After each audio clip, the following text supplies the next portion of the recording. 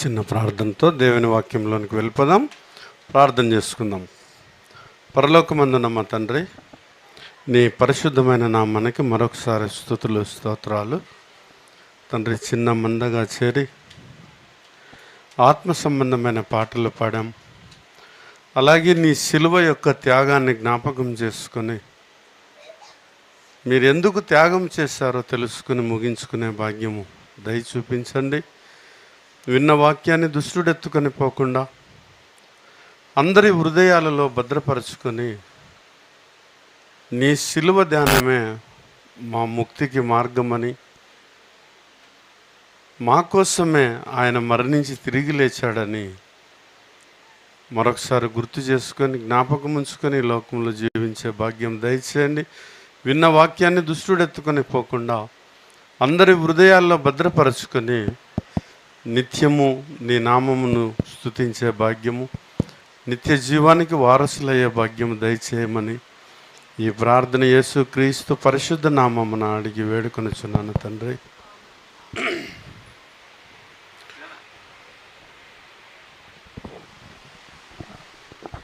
ప్రియమైన వాళ్ళరా, మీ అందరికీ ప్రభు అయిన యేసు క్రీస్తు పరిశుద్ధ నామమున నా ప్రత్యేకమైన వందనాలు తెలియజేసుకుంటున్నాను.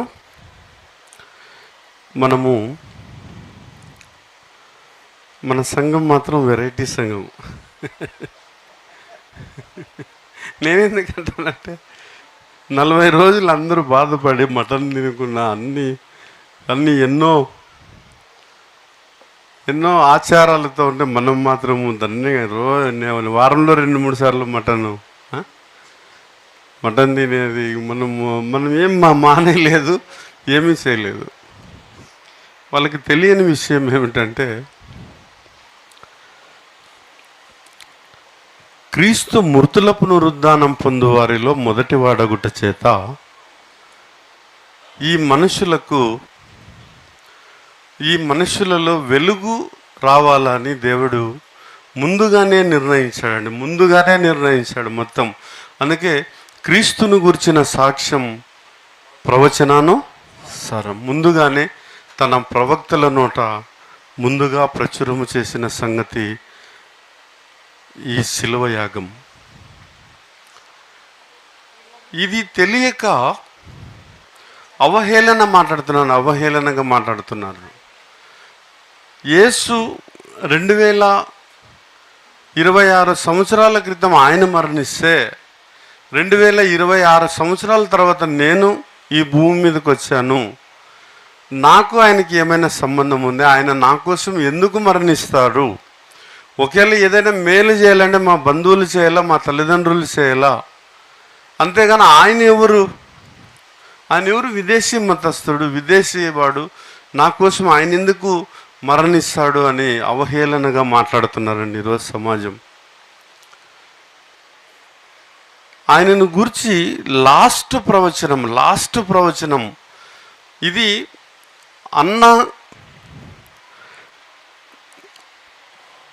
కయప అనే అతను ప్రధాన యాజకుడుగా ఉన్నప్పుడు దేవుని మాట అతనికి వచ్చేది, ప్రధాన యాజకునికి వచ్చేది. ప్రతి సంవత్సరం వచ్చి వారి పాప పరిహారార్థం నిమిత్తము ఆయన బోధించేవాడు ప్రధాన యాజకుడు. ఆయన ప్రవచించిన ప్రవచనం లాస్ట్ ప్రవచనం అండి ఇది. యేసు జీవించిన రోజులలో ఆఖరి ప్రవచనం ఇది. ఊరికే చెప్పిన మాటలు కాదు. యోహాను సువార్త 11వ అధ్యాయము 49వ వచనంలో ఉంటుంది. అయితే వారిలో కయప అను ఒకడు ఆ సంవత్సరం ప్రధాన యాజకుడై ఉండి, అంటే దేవునికి ఇశ్రాయేలీయులకు మధ్యవర్తిగా దేవుని ఉద్దేశాలు తెలిపేవాడు అతను. మీకేమీ తెలియదు, మన జనమంతయు నశింపకుండునట్లు ఒక మనుషుడు ప్రజల కొరకు చనిపోవుట మీకు ఉపయుక్తమని మీరు ఆలోచించుకొనరు అని వారితో చెప్పెను. అంటే ప్రజలందరి కొరకు ఒక వ్యక్తి మరణించాలా? చూడండి, ఆయన ఈరోజు శిలువ యాగం చేస్తేనే కానీ ప్రజలకి మంచి జరగదు అని ప్రవచించాడండి ఆ రోజు. మరి ఈరోజు ఏడిసే వాళ్ళకి ఏమన్నా అర్థమైంటుందంటారా? 40 రోజులు ఒక్కటే దుఃఖంతో, దుఃఖం అంటే దుఃఖం అనుకుంటున్నారా మీరు? ఎంత శుక్రవారం మంచి భోజనాలే, రాత్రి పగలంతా ఉపవాసం ఉండి రాత్రి 3 పూట్లు ఒకేసారి లాగించేయడం. ఇక మంచి items, chicken, colour rice, egg rice, చపాతీలు, పగలంతా ఊరికే ఉండేది. రాత్రికి 3 పూట్లు ఒకేసారికి లాగిచ్చేసేది. అదేంది ఉపవాసం? అది మొదటి విత్తనం ఏమైపోయింది? మొదటి విత్తనం భూమిలోకి వేసి చనిపోయింది. చనిపోయిన తర్వాత అది చనిపోయిన ఆ విత్తనంలో నుండి పెద్ద చెట్టు వచ్చింది. ఆ చెట్టులో నుండి ప్రతి సంవత్సరం ఎవ్రీ ఇయర్ పంట వస్తుంది. ఇప్పుడు అవి తింటున్నాం. అంటే మొదటి విత్తనం చనిపోయింది, మంచిదా చెడ్డదా? ఇంత మాత్రం మన ఐడియా లేకపోతే ఎట్లండి? కనీసం ఈ మాత్రం మనం ఆలోచించాల్సిందే కదా. ఇప్పుడు మొదటి విత్తనమే చనిపోలేదు అనుకోండి, మొదటి విత్తనం చనిపోలేదు, మనకి మామిడికాయలు ఎక్కడా? మామిడి పండ్లు ఎట్లా? ప్రతి తరము వారికి అది సేవ. మొదట బాధపడింది ఎవరు? మొదటి విత్తనం ఏమైంది? భూమిలోకి వేస్తేనే మరణించింది. అలాగే క్రీస్తు కూడా మృతుల పునరుద్ధానం పొందువారిలో మొదటి వాడగుట చేత అన్నాడు. సరండి, అపోస్తుల కార్యం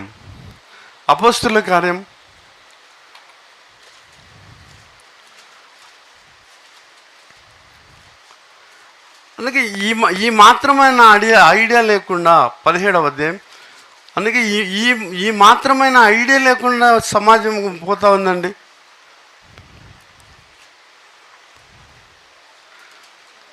22వ అధ్యాయం, 22 అపోస్తుల కార్యము 22.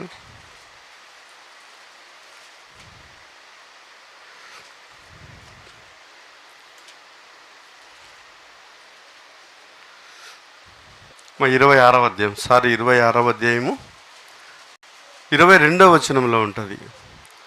నేను దేవుని వలనైన సహాయం పొంది నేటి వరకు నిలిచి ఉంటేని క్రీస్తు శ్రమపడి అని ఉంటుంది. అతను శ్రమపడి చనిపోతేనే మృతుల పునరుద్ధానం వస్తుంది. అతను చనిపోతే కదా అప్పుడు అది జరిగే నెక్స్ట్ ప్రక్రియ అది. అందుకే ఆయన శ్రమపడి ఈరోజు శ్రమపడ్డాడు, సిలువలో శ్రమపడ్డాడు. మృతుల పునరుద్ధానం పొందువారిలో మొదటివాడు. అంటే ఫస్ట్ ఇతను రిజరెక్టెడ్ బాడీ తీసుకోవాలా. అందుకే దావీదుని గురించి చెప్పాడు. దావీదు నేటి వరకు పరలోకమునకు ఎక్కిపోలేదు, ఆయన సమాధి నేటి వరకు మన మధ్యలోనే. ఎందుకు అది తెరవబడలేదంటే అతను కాదు, మనకి ఫస్ట్ ఇతను అది కాదు. అందుకే మొదటి వాడగుట చేత, అంటే మొదటి వాడగుట చేత ఈ ప్రజలకు అన్యజనులకు వెలుగు ప్రచురింపబోవునని ప్రవక్తలు మోసే ముందుగా చెప్పినవి గాక మరి ఏమీ చెప్పక అల్పులకు గనులకు సాక్ష్యము ఇచ్చుచున్నాము. ఆయన మొదటివాడు అవుతే ఆ ఇత్తనం చనిపోతే, ఆ రోజు మామిడికాయ మనం వేసిన ఇత్తనం చనిపోతే అన్ని తరాలకి అది సేవ చేస్తూ ఉంటుంది, అన్ని తరాలు తింటూ ఉంటారు. అందుకే అన్నాడు, ఏమన్నాడంటే అందరి కొరకు ఆయన మృతి పొందారు. ఇప్పుడు ఇతనేమో ఏలన చేస్తున్నాడు. ఆయన ఎప్పుడో 2026లో చనిపోతే నాకేం సంబంధం ఉందని అడుగుతున్నాడు. అరే, నీకు ఇత్తనం వేసి మామిడికాయ వచ్చిన తర్వాత ఆ మామిడి చెట్టు బ్రతికున్న రోజులు సేవ తింటూనే ఉంటావు. మొదట కదా చనిపోయింది. అందరికీ ఒకటే మూలం. ఇక ఇది ఆయన చనిపోవడం వల్ల, అతను మొదటివాడు అగటు వలన ఈ సమాజానికి వెలుగు రావాలనుకున్నాడు, అన్ని తరాలకి ఒక సాక్ష్యాన్ని ఇవ్వాలనుకున్నాడు. శ్రమ పడితే కానీ చనిపోతే కానీ ఆయన తిరిగి లేవాడు. ఈ మూడింటిని జరిగితే అప్పుడు మారు మనసు వస్తుంది మనుషుల్లో అని దేవుడు దీనిని ప్రవక్తల నోట ముందుగానే ప్రవచించాడు. అందుకే యేసును గురించిన సాక్ష్యము ప్రవచనానుసారం ముందుగానే ప్రవచించాడు. ప్రవచించినదే జరిగింది. అందుకే అతను ఆఖరి మాట ఏమంటే, నన్ను గురించి వ్రాయబడినవన్నీ నెరవేరినవి అని చనిపోయాడు. అతనిని గురించి అతను సిలువలో అలా మరణించాలని, అతని శరీరం కుళ్ళు పట్టకూడదు, అతను తిరిగి లేవాలని ముందుగానే దావీదు ప్రవక్త ద్వారా మాట్లాడాడు కనుక ఇలా జరిగింది అని. నన్ను గురించి వ్రాయబడినవన్నీ నెరవేరినవి. ఇదండి ఆయన ప్రక్రియ ఇది.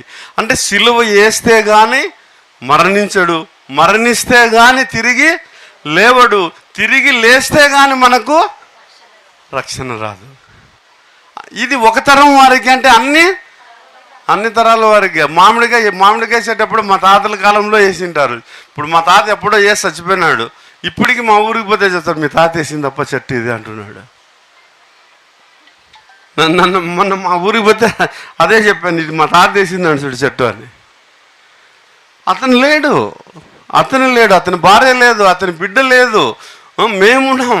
అయినా కూడా అది మా తరం వారికి సేవ చేస్తుంది. మేము చనిపోతాము, అది బతుకుంటే అన్ని తరాల వాళ్ళకి సేవ చేస్తుంది. అది వేసేటప్పుడు ఒకే ఇత్తనము అన్ని తరాల వారికి సేవ చేస్తుంది.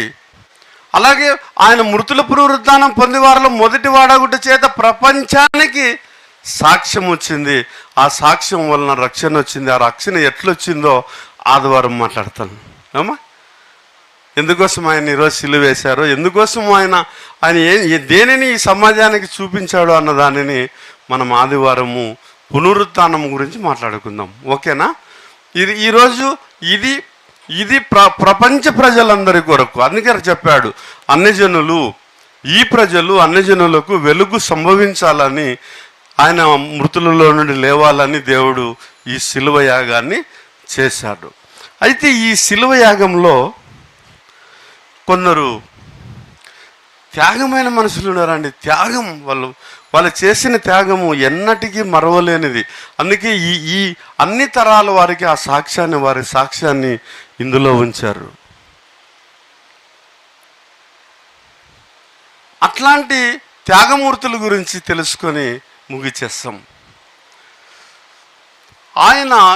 ఆయన వచ్చినప్పుడు కపెర్నహూము, గలిలయ, ఈ ప్రాంతం అంతా దేవుని రాజ్య సువార్తను ప్రకటిస్తూ తిరిగేవాడు.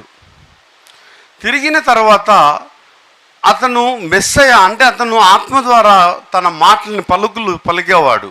పలికేటప్పుడు అనేకమైన రోగపీడితులు ఉంటారు కదండి, రోగపీడితులు ఉంటారు కదా, ఆ రోగపీడితులను తన నోటి మాట ద్వారా స్వస్థతలు చేసేవాడు. అయితే స్వస్థతలు చేసుకున్నవారు కొందరు కృతజ్ఞత కలిగి ఉన్నారు, కొందరు కృతజ్ఞత లేని వారే, ఆ మాటకున్న పవర్ని తెలియకుండా జీవించిన వారు ఉన్నారు. అందులో ఒక 10 మంది కుష్ఠరోగులు వచ్చారు. 10 మంది కుష్ఠరోగులు వచ్చి, అయ్యా మా కుష్ఠరోగంని బాగు చేయండి అని అడిగారు. అతను అడగగానే, మీరు వెళ్ళి యాజకునికి మీ శరీరాన్ని చూపించుకోండి, మీరు స్వస్థత నొందుతారు అని చెప్పాడు. లూకాసు వార్త 17వ అధ్యాయం, లూకాసు వార్త 17వ అధ్యాయం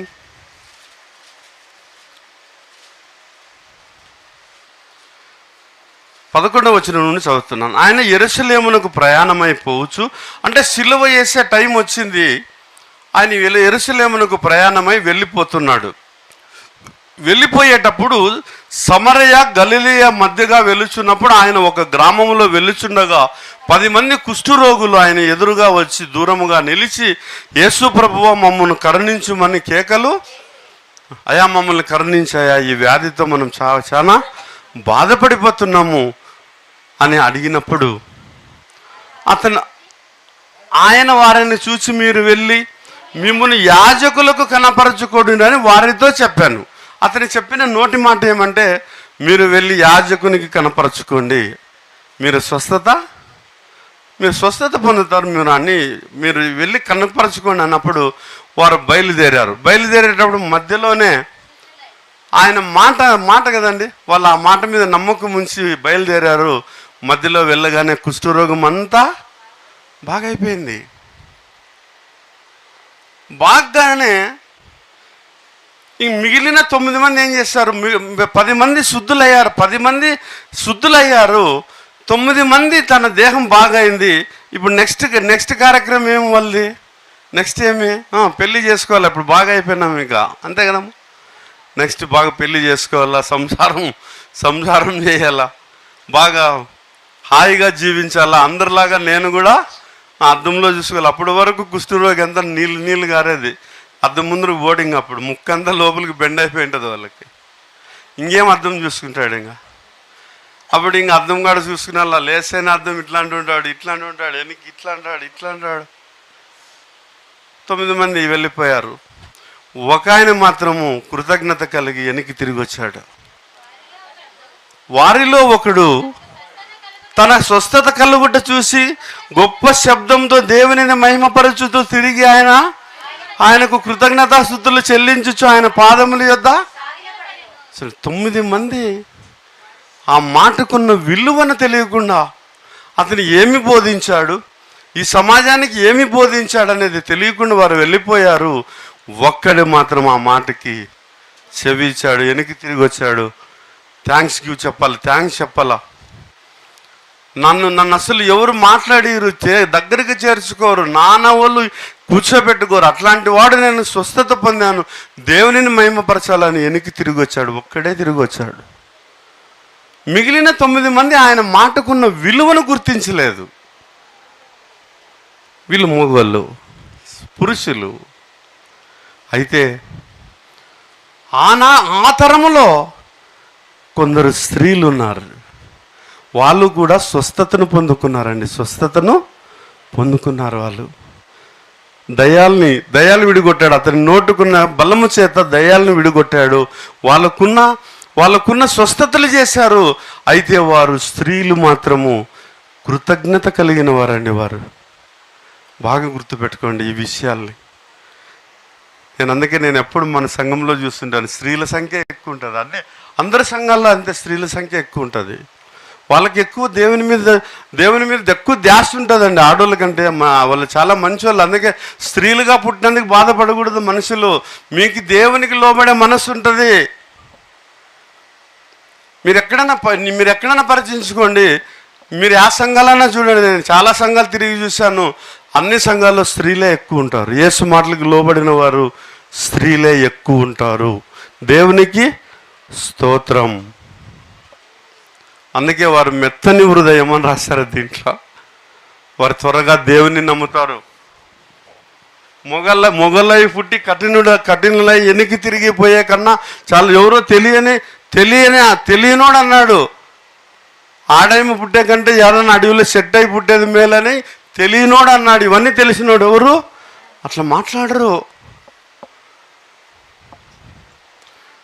అందుకే వీళ్ళకి రాయి లాంటి మనసు ఉంటుందండి. రాయి లాంటి మనసు చెప్పాను కదా, 10 మంది బాగైనారు. ఆయన మాటకి లోబడాలి కదా, లోబడలేదు. వాళ్ళు లోబడకుండా మళ్ళీ లోకం వైపు వెళ్ళిపోయారు.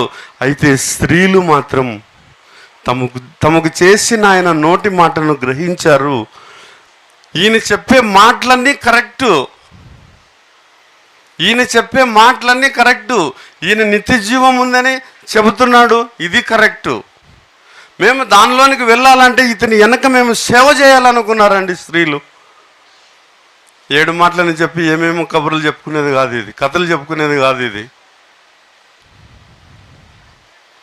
స్త్రీలంటే చాలా ప్రాముఖ్యమైన వాళ్ళు. సంఘంలో స్త్రీలు చాలా ప్రాముఖ్యమైన పాత్రలు పోషించారు ఇందులో.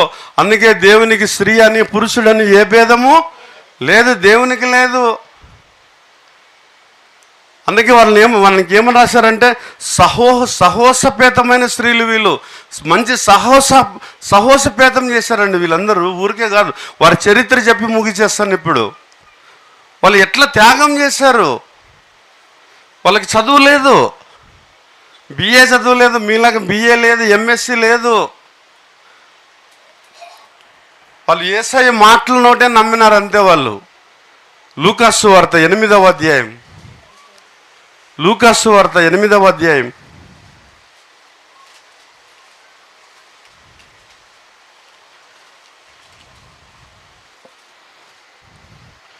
ప్రారంభ వచనం నుండి చదువుతున్నాను.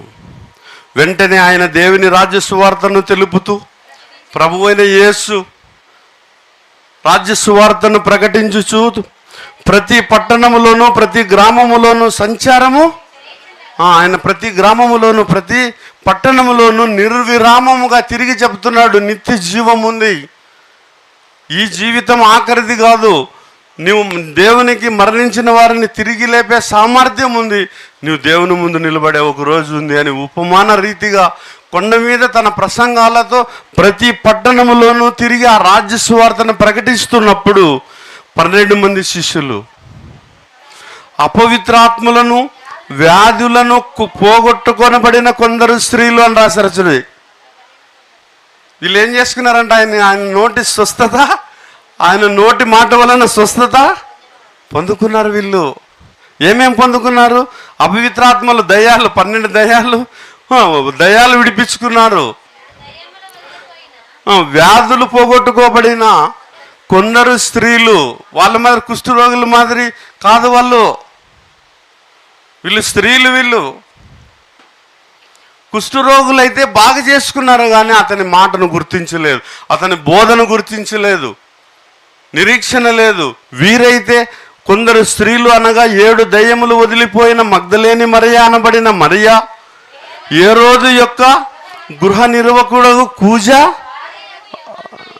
యోహన్నయు సుసన్నయు ఆయనతో కూడా ఉన్నారు. ఉండి వీళ్ళు ఏం చేశారంట? వీరును ఇతర అనేకులు తమకు కలిగిన ఆస్తితో వారికి చూడండి, అబ్బా, తమకున్న ఆస్తి. మొగుడు ఎక్కడ పనిచేస్తున్నాడు? Government employee.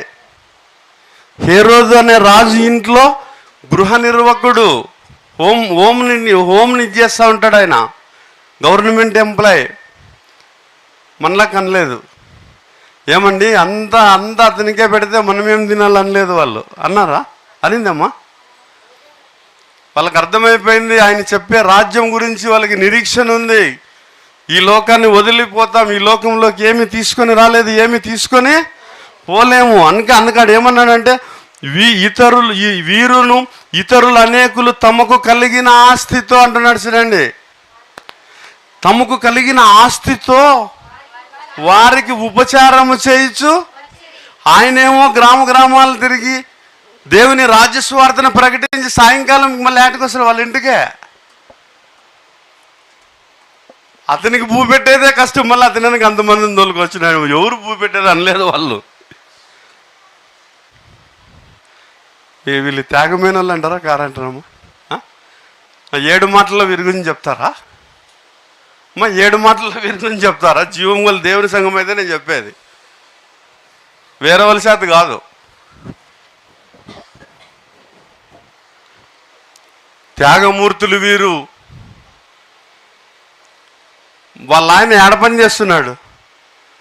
ఏ రోజు ఇంట్లో పని చేస్తున్నాడు, ఏ రోజు ఇంట్లో. అప్పుడు సిచ్యువేషన్ ఎట్లుందో తెలుసా? చూసారా అప్పుడు ఎట్లుందో, అప్పుడు కాలం ఎట్లుందో తెలుసా? అసలు ఇప్పుడు ఏసా నమ్మితే నీకుందనే రోజులు ఇప్పుడు. అప్పుడు కూడా అట్లాంటి రోజులే. ఇది ముందు నుంచి ఇట్లే ఉందండి, ముందు నుంచి ఇట్లే ఉంది. పరికించి చూస్తే యేసు వచ్చినప్పటి నుండి ఇట్లే ఉంది. యోహాను సువార్త 9వ అధ్యాయం. ఒకరికి మన పాఠం ఇది కాదు, మీకు చూపించాలని పోతున్నాను. అక్కడికి కళ్ళు అంటే కుంటోడు బాగా అయినాడు, అంటే కళ్ళు బాగైనాయి. కళ్ళు బాగైన తర్వాత వాళ్ళ అమ్మ వాళ్ళ నాయనగాటికి తీసుకొని పోతే అప్పుడు అడుగుతున్నారు వాళ్ళ తల్లిదండ్రులను. ఏమని అడుగుతున్నా అంటే, వీడు మీ వాడే కదా, నీ కొడుకే కదా, వీని కళ్ళు ఎట్లా వచ్చినాయి అని అడుగుతున్నాడు. 11వ అధ్యాయం యోహాను సువార్త 11వ అధ్యాయము 9వ అధ్యాయం 7వ వచనం చదవండి మా. అప్పుడు వీడు నీ కొడుకే కదా అంటున్నారు. వీడు 21వ వచనం చదువుతాను చూడమ్మా. అందుకు వాని తల్లిదండ్రులు వీడు మా కుమారుడని, అంటే అప్పటికే వాడు స్వస్థతుడయ్యాడు. ఎలా స్వస్థతుడయ్యాడు అంటే యేసు మాట వలన స్వస్థత పొందుకున్నాడు. పొందుకున్న తర్వాత యేసు మాట వలన స్వస్థత పొందినాడు అని ఎవరైనా యేసుని గురించి నమ్మినారనుకో వాడిని వాళ్ళ సమాజ మందిరంలో నుండి వెలివేసేసేది. ఇక వాడు ఉండకూడదు, ఇంకా మనలో ఇంకా ఊర్లో నుండి బయటికి వెళ్ళిపోవాల్సిందే. అట్లాంటి కఠినమైన చర్యలు తీసుకొని వచ్చారు. అప్పుడు వాళ్ళ తల్లిదండ్రుల కింద మాట్లాడుతున్నారు. 22వ వచనం చూడండి. వాని తల్లిదండ్రులకు యూదులకు భయపడి అలాగూ చెప్పిరి, ఎందుకనినా ఆయన క్రీస్తు అని ఎవరైనాను ఒప్పుకొని ఎడల వానిని సమాజ మందిరంలో నుండి వెలువేతుమని యూదులు అంతకుముందు నిర్ణయం చేసుకొని. చూడండి ఎట్లుంది, అసలు అతన్ని నమ్మితేనే ఊరు బయట వెలువేసే రోజులు అవి. మరి ఈ ఆడోళ్ళు ఎట్లా నమ్మినారు? వాళ్ళకుండే ధైర్యం ఏమి చూడండి. మళ్ళీ నమ్మింది కాదని మరి వారి ఆస్తిని, వారికి ఉన్న ఆస్తిలో నుండే మళ్ళీ అతనికి పరిచర్య చేస్తున్నారు. అతని వెనక తిరిగి సువార్త అంతా పాల్గొని వచ్చిన తర్వాత అతనికి వచ్చినాక అతనికి నీళ్ళు వేయాలి కదమ్మా, నీళ్ళు వేయాలా, బస్సా, అతను నీడు పండుకుంటే మనం ఏడ పండుకునాలా, పిల్లలు ఏడ పండుకునాలా, అవన్నీ ఆలోచించలేదు వాళ్ళు. వాళ్ళకున్న ఒకే ఒక నిరీక్షణ అతని మాటలు సత్యం. ఈ చిన్న జీవితంలో అతని మాటలు విని మనము అతని సువార్తలోనూ అతని సేవలో మనం పాల్గొంటే మనకు నిత్య జీవం వస్తుంది అని తమకున్న ఆస్తులతో ఉపచారం చేసిన మహానీయులు వాళ్ళు, స్త్రీలు. అలాంటి వారితో యేసయ్య చెప్పాడు, ఏమన్నాడంటే మనం యెరూషలేము వెళ్తున్నాము, అక్కడ మనిషి కుమారుడు అన్యజనులకు అప్పగింపబడతాడు, వారు ఆయనను కొరడాలతో కొడతారు, ఉమ్మి వేస్తారు, సిలువకు వేసి చంపుతారు, మనిషి కుమారుడు మరణిస్తాడు, 3వ రోజున మరలా బ్రతుకుతాడని ఆ స్త్రీలతో అందరితో చెప్పాడండి. మనం వెళ్తున్నాం.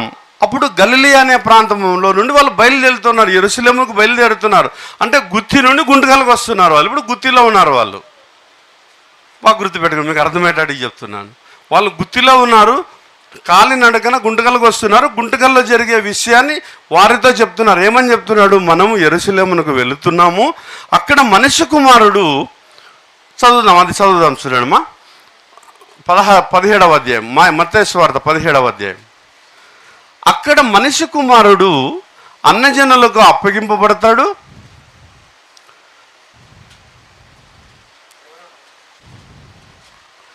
16వ అధ్యాయం 21వ వచనాన్ని చదువుతున్నాను చూడండి. అప్పటి నుండి తాను యెరూషలేమునకు వెళ్ళి పెద్దల చేతను ప్రధాన యాజకుల చేతను శాస్త్రుల చేతను అనేక హింసలు పొంది చంపబడి 3వ దినమున లేచుట అగత్యమని యేసు తన శిష్యులకు తెలియజేయ మొదలుపెట్టేశాడు. మనం పోతున్నాం, యెరూషలేమునకు వెళ్తున్నాం. అక్కడ మనిషి కుమారుని గవర్నమెంట్ వాళ్ళు పట్టుకుంటారు. ఇదే విషయాన్ని 17వ అధ్యాయంలో కూడా చెప్తున్నాడు చూడండి, 22వ వచనం. వారు గలిలయలో సంచరించుచుండగా యేసు మనిషి కుమారుడు మనుషుల చేతికి అప్పగింపబడిపోతున్నాడు, వారు ఆయనను చంపుదురు, 3వ దినమున ఆయనను లేచుననే వారితో చెప్పగా వారు బహుగా ఏడ్చేశారని. మనం వెళ్తున్నాం, గుంటకల్కి వెళ్తున్నాం, అక్కడ మనిషి కుమారుడు సిలువ వేయబడతాడు. అప్పుడు ఏడుపు వచ్చింది వాళ్ళందరికీ. అయినా వాళ్ళేం ఉరుసుకు కాదు, ఉరుసుకమ్మా, ఉరుసుకు అయితే మంచిగా గీర్లు కట్టుకొని బంగారు గింగారు పెట్టుకొని మరి ఆడ ఒక రోజు స్టే అయినారు. మొన్న ఒక ఆయన ఏం చేసి తెలుసా, 2 పిల్లలు ఒక ఆయమ్మ 3 సూట్ కేసులు పట్టుకొని వచ్చింది. 3 సూట్ కేసులు 2 బ్యాగులు.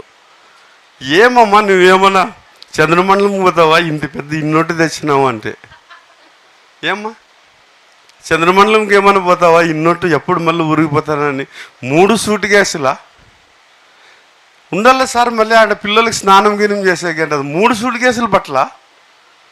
అయ్యయ్యో, వీళ్ళేమో ఈయనేమంటున్నాడు, మనం యెరూషలేముకు వెళ్తున్నాము, సిలువ వేస్తారు నన్ను, నేను అక్కడ చంపబడతాను అని చెప్తే వాళ్ళు ఏం చేసినారు, వాళ్ళు స్త్రీలు కదా వాళ్ళు ఇంకేం 3 సూటికేసులు ఏం లేవు, ఊరికే కట్టలు బట్టలతో వెనకలు బయలుదేరినారు. అతనికి ఏం జరుగుతుంది, మాకు జరిగింది, అతనికి ఏం జరిగితే మాకు జరిగినని బయలుదేరారు అతని వెనకాల. వాళ్ళు ఏడ నీళ్ళు పోసుకోవాలా, ఏడ అన్నం తినాలా, అదేం ఉరుసా కాజా దొరుకుతుంది, అదేమన్నా ఆడ యాంటీ, అతనికి యాంటీ, అది గవర్నమెంటే యాంటీగా ఉంది. పోనీ సమాజంలోనన్నా మంచి ఉంది అంటే అతని క్రీస్తుని ఎవరైనా ఒప్పుకుంటే వాళ్ళని సమాజంలో నుండి వెలివేసే రోజులు. అసలు మాకు భూ పెట్టండి యేసు శిష్యులు అంటే ఫస్ట్ పో బయటకు అంటారు, ఫస్ట్ పో గెట్ అవుట్ అంటారు. అట్లాంటి కష్టాల్లో ఆ వీర మహిళలండి, వారు వీర మహిళలు, అందుకే వారి పేరు ఇందులో రాశారు. దేవుడు బయలుదేరారు, అతని వెనకాల బయలుదేరారు. అతని వెనకాల ఏమేమి జరుగుతుందో వాటన్నిటిని చూసుకుంటూ బయలుదేరారు. సిలువ వేసే టైం వచ్చింది. శిష్యులేమో, ఒక శిష్యుడేమో 3 సార్లు అబద్ధం చెప్పేశాడు, నాకు ఎవరు అతను తెలియదని, భయపడి. అంతే కదమ్మా, భయపడి అతను ఎవరో నాకు తెలియదు అంటున్నాడు. ఒక ఆయన గడగడ వణుకుతున్నాడు. అడుగుతుంటే, అయ్యా నువ్వు అతనిలో ఒకడు కదా, నువ్వు అంటే నేను కాదు అంటున్నాడు. అయితే ఈ సహోషాపేతమైన స్త్రీలు, వీళ్ళు వీర మహిళలు అండి, వీరు అందుకే వారి పేర్లు ఇందులో రాశారు. వీర మహిళలు వీళ్ళు, త్యాగపూరితమైన వారు, డిగ్రీ చేయలేదు. రాణి రుద్రం గురించి చెప్తారేమి, యేసు మాటను నమ్మిన స్త్రీలు బయలుదేరారు, అతని వెనకాల వచ్చారు. సరిగ్గా అతనిని తీసుకొని వెళ్ళి 9 గంటలకి సిలువ వేసేశారు. సిలువ వేసినప్పటి నుండి మధ్యాహ్నం 3 గంటలకి ప్రాణం పోయే వరకు సిలువ ముందే ఉన్నారు వాళ్ళు. ప్రాణం పోయే వరకు సిలువ ముందే ఉన్నారు వాళ్ళు. చూడండి, మత్తయి సువార్త 15వ అధ్యాయం 41వ వచనం.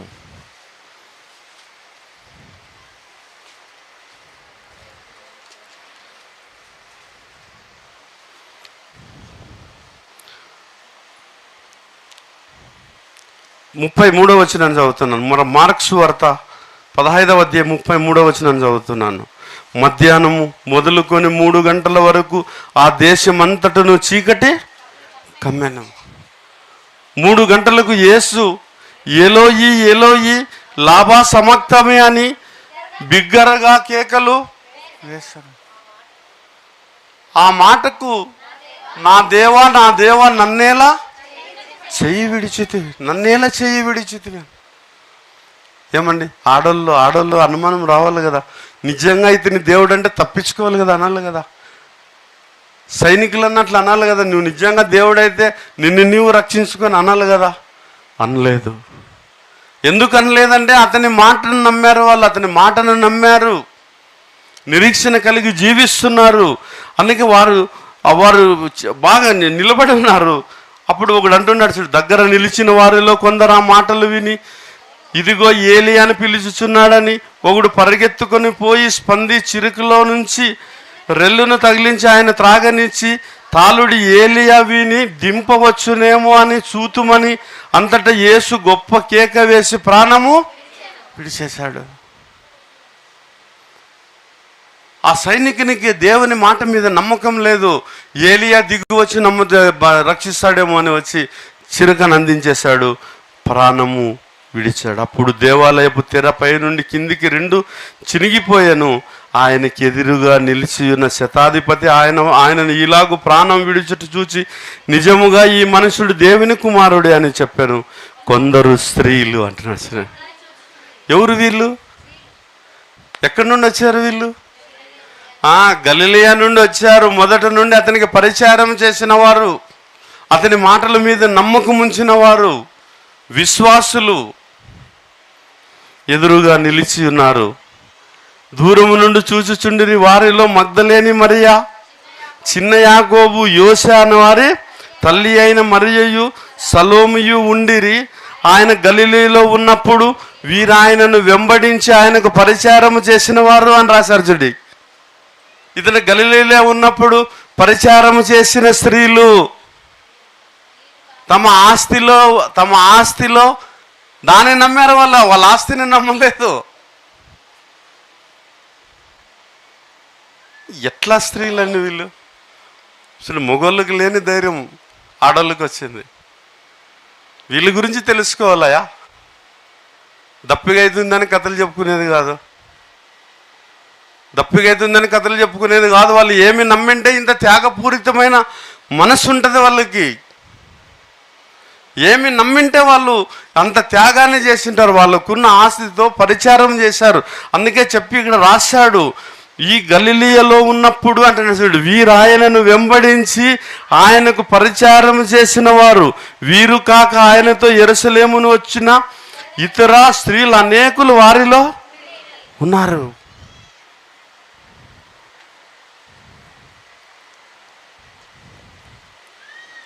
వారి జీవితాన్ని ధన్యం చేసుకున్నారండి.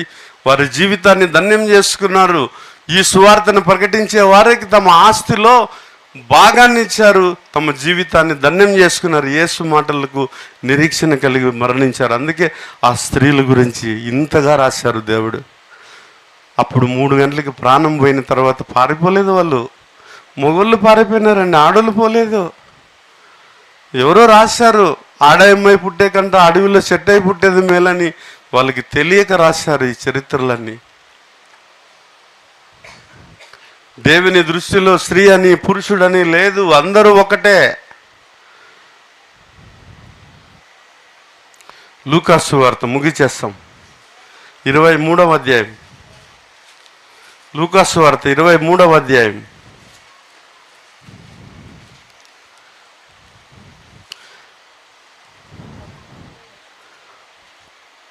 48వ వచనం చదువుదాము. చూచుటకై కూడి వచ్చిన ప్రజలందరూ ఆ జరిగిన కార్యములను చూచి రొమ్ము కొట్టుకొని తిరిగి వెళ్ళిరి. వీళ్ళు తిరిగిపోలేదు, వీళ్ళంతా తిరిగిపోలేదు. నా ప్రభు ఏమవుతాడో చూస్తామనుకున్నారు. సరే, మిగతా వాళ్ళంతా తిరిగిపోయినారు. సిలువ వేసి అతను మరణించిన వెంటనే స్థలం ఖాళీ చేసేసరిగా భయం వాళ్ళకే. అయితే ఈ సహోసాపేతమైన ఈ స్త్రీలు మాత్రం భయపడలేదండి. అసలు వీళ్ళు భయపడలేదు. అందుకే అక్కడ రాశాడు చూడండి, చూచుటకై కూడి వచ్చిన ప్రజలందరూ జరిగిన కార్యమును చూచి ఆయన ప్రాణం విడిచిన వెంటనే రొమ్ము కొట్టుకొని తిరిగి వెళ్ళిపోయారు. అయితే ఈ స్త్రీలు మాత్రము ఆయనకు నిలువైన వారందరూ గలిలియా నుండి ఆయనను వెంబడించిన స్త్రీలను దూరముగా నిలుచుండి వీటిని, మిగతా వాళ్ళంతా భయపడి అందరూ వెళ్ళిపోయారు, రొమ్ము కొట్టుకొని వెళ్ళిపోయారు. అయితే ఈ స్త్రీలు వీళ్ళండి వీర మహిళలండి. వీరందరూ ప్రాణం పోయినా భయపడలేదు. ఎదురుగే ప్రాణం పోయింది, వాళ్ళలో నిరుత్సాహం రాలేదు. ఆయన మాట మీద నమ్మకం వచ్చింది. నిలబడుకొని చూస్తున్నారు. వాళ్ళందరూ తిరిగి వెళ్ళిపోయారు. ఆయనకు నిలవైన వారందరూ గలిలియా నుండి ఆయనను వెంబడించిన స్త్రీలను దూరముగా నిలుచుండి వీటిని చూచుతున్నారు. ఆయన్ని ఎక్కడ పెడతారో. వీళ్ళెందుకు చూస్తున్నారు?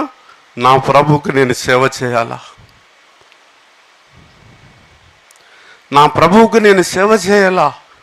3వ రోజున యూదుల ఆచారం ప్రకారము వారికి సుగంధ ద్రవ్యములతో వారిని కప్పాలా. అందరూ పారిపోతే ఎవరు కప్తారు? నా ప్రభు శవాన్ని ఎవరు ఆయనకు పరిమళ వాసన పూస్తారు? వాళ్ళకి వచ్చిన ఎంత ఆలోచన అండి. వారి జీవితాన్ని ధన్యం చేసుకున్నాడు. ఒక స్త్రీ 100 సంవత్సరాలు బతికి 10 మంది పిల్లల్ని కానీ 10 మంది పిల్లలు చూడక చచ్చిపోతే ప్రయోజనం ఏమండి? అందుకే చెప్తున్నాడు, ఒకడు ఈ లోకమంతా సంపాదించుకుని తన ప్రాణమును పోగొట్టుకుంటే ఏమి ప్రయోజనం? నా కోసము, నా మాటల కోసము ప్రాణమును పోగొట్టుకున్నవాడు తిరిగి దక్కించుకుంటాడు అని చెప్పిన మాటలు వీరి మనసులోనికి వచ్చి, అప్పుడు ఉండునైనా ఇప్పుడు 55 చదువుదాం. అప్పుడు గలిలయ నుండి ఆయనతో కూడా వచ్చిన స్త్రీలు వెంట వెళ్ళి ఆ సమాధిని, ఆయన దేహమును ఎలాగూ ఉంచబడినో చూచి అంటున్నాడు. చూడండి, ఆయన సిలువలో నుండి దింపారు, తీసుకొని వెళ్ళారు. నీతిమంతుడైన వాణిని తీసుకొని పోయాడు. అతని పేరు పైన రాశాడు. యేసేపు అనే ఒకడు వచ్చి, సజ్జనుడు, మంచోడు, సిలువ నుండి దింపారు. దింపిన తర్వాత ఈ స్త్రీలు వారిలాగా తిరిగి వెళ్ళిపోలేదు. అందరూ ఖాళీ చేసి వెళ్ళిపోయారు. ఆ స్త్రీలు మాత్రము మళ్ళా ప్రభువుని ఎక్కడ పెట్టాడు చూస్తాం. చంపితే చంపుతారు, ఏమవుతుంది అనుకున్నారు. వెనకాల మళ్ళా వెనకాల బయలుదేరారు. అప్పుడు గలిలయ నుండి ఆయనతో కూడా వచ్చిన స్త్రీలు వెంట వెళ్ళి ఆయన దేహాన్ని ఎలా పెట్టారో, ఎక్కడ పెట్టారో చూశారు. తిరిగి వెళ్ళి సమాధిని, ఆయన దేహంను ఎలా ఉంచిరో చూసి తిరిగి వెళ్ళి సుగంధ ద్రవ్యములను, పరిమళ తైలమును సిద్ధపరిచి ఆజ్ఞ చొప్పున విశ్రాంతి దినమున తీరికగా ఉన్నారు. విశ్రాంతి దినం ఏం చేయకూడదు కనుక సమాధిలో నుండి పెట్టిన తర్వాత అన్ని సిద్ధం చేసుకున్నారు. ఎందుకు సిద్ధం చేసుకున్నారు? మరలా అతని శవానికి నేను పుయ్యాలా. శవాన్ని ముట్టుకుంటారండి, మా ఆడలు శవాన్ని ముట్టుకుంటారా? ఈరోజు శవం ఎదురుగా వస్తే ఇంట్లోకి పోతారు. అయితే ఆ స్త్రీలు ఆ సుగంధ ద్రవ్యాలను సిద్ధపరచుకొని తెల్లవారుజామునే వెళ్ళిందండి. తెల్లవారుజామునేనండి, మళ్ళీ చీకటిగా ఉన్నప్పుడే వెళ్ళారు. వాళ్ళు ఎట్లా త్యాగపూరితమైన మనుషులండి వాళ్ళు. వాళ్ళ గురించి చెప్పుకో, నీలో విశ్వాసం వస్తుంది. కథలు చెప్పొద్దు, 7 మాటలని 10 మాటలని. బైబిల్ అంతా యేసు మాటలే, 7 కాదు. తెల్లవారుజామున ఆదివారమున తెల్లవారుచుండగా ఆ స్త్రీలు తాము సిద్ధపరిచిన సుగంధ ద్రవ్యములను తీసుకొని సమాధి యొద్దకు వచ్చారు. అవన్నిటిని పట్టుకున్నారు. ఎందుకు మొగలులో ఈ సోయ లేదా? లేదు. వీళ్ళందరూ ఏడున్నారో చూసారా? లోపల పోయి బీగాలు వేసుకొని కూర్చున్నారు అంతా. వీళ్ళంతా రూమ్లో ఏం చేస్తారు? శిశువులంతా బీగాలు గడేసుకొని కూర్చున్నారు. మొగలులో ఆ సోయ లేదు. చూసారా వాళ్ళు ఏడుంటారో చూసారా? యోహాను సువార్త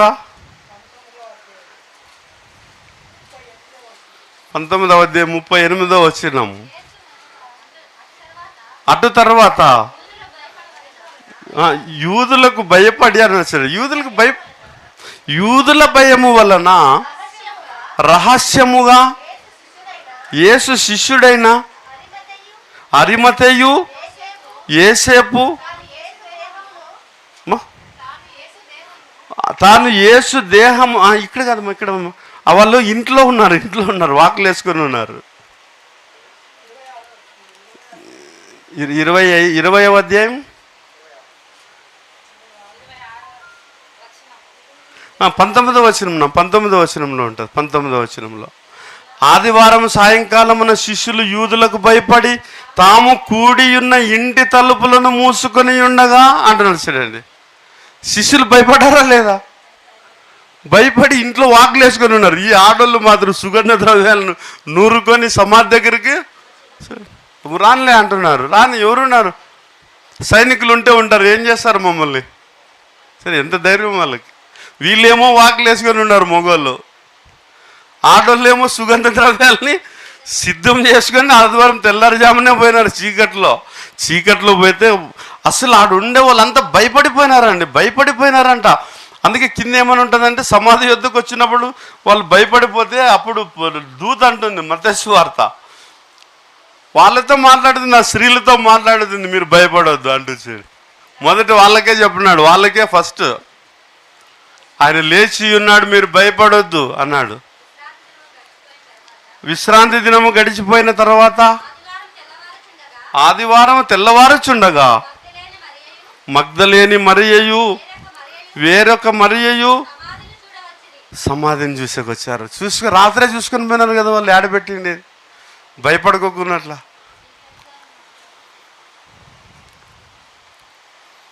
చీకటిగా ఉన్నప్పుడే వెళ్ళి వారు చూసుకొని వెళ్ళారు కనుక తెల్లవారుజామునే వెళ్ళి సమాధి యొద్దకు వెళ్ళి చూశారు. ఇదిగో ప్రభు దూత పరలోకము నుండి దిగి వచ్చి రాయి పొర్లించి దాని మీద కూర్చొని ఉండేను. 28వ వచనం చదువుతున్నాం, మత్తయి సువార్త 28వ వచనము. అప్పుడు కావలి వారు ఏం చేశారంటే 4వ వచనంలో, అతనికి భయపడుట వలన కావలి వారు వణికి చచ్చిన వారి వలె, చూడండి, మొగలు వణుకుతున్నారు, ఆడవాళ్ళు మాత్రం గిన్నెలు పట్టుకొని నిలబడినారు. చూడండి ఎంత ధైర్యం అండి. యేసు మాటలు ధైర్యాన్ని నింపుతాయండి, పిరికితనం ఉండదు, మళ్ళీ బ్రతుకుతామనే నమ్మకం ఉంటుంది. వాళ్ళు వణికి చచ్చిన వారి వలె ఉన్నారు, వాళ్ళు వణుకుతున్నారు, మొగోళ్ళేమో వణుకుతున్నారు. అందుకే అతనికి భయపడటం వలన కావలి వారు వణికి చచ్చిన వారి వలె ఉండురి. దూత ఆ స్త్రీలను చూసి మీరు భయపడొద్దు అంటుంది. సరే, ఆడళ్ళ ధైర్యం ఉందే, వీళ్ళకి ధైర్యం ఉంది. వాళ్ళేమో చచ్చిపోయిన మాత్రం వణుకుతున్నారు, ఆ దూత ఏమో ఆడళ్ళు మాట్లాడిస్తుంది, అమ్మా మీరు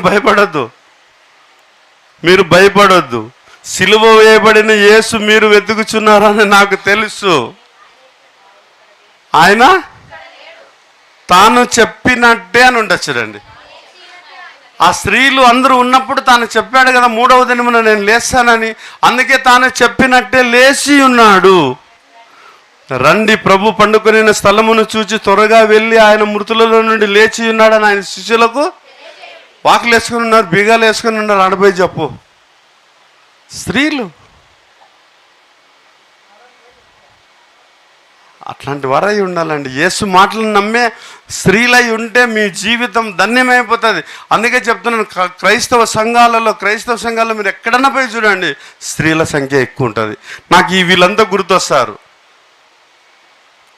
మొదటి నుండి ఆది నుండి స్త్రీలే ఎక్కువ నమ్ముకున్నారా. మిమ్మును మీరు వీక్ చేసుకోవద్దు. మేము స్త్రీలు కదా అని వీక్ చేసుకోవద్దు. దేవుని మాటలను నమ్మి వారి వల్లే చరిత్రకి ఎక్కుదాం. ఏం చేస్తాం చెప్పండి, ఎంతకాలం ఉంటే ఏం చేస్తాం చెప్పండి. అందుకే ఈ సహోషాపేతమైన స్త్రీల గురించి ఇందులో రాశాడు.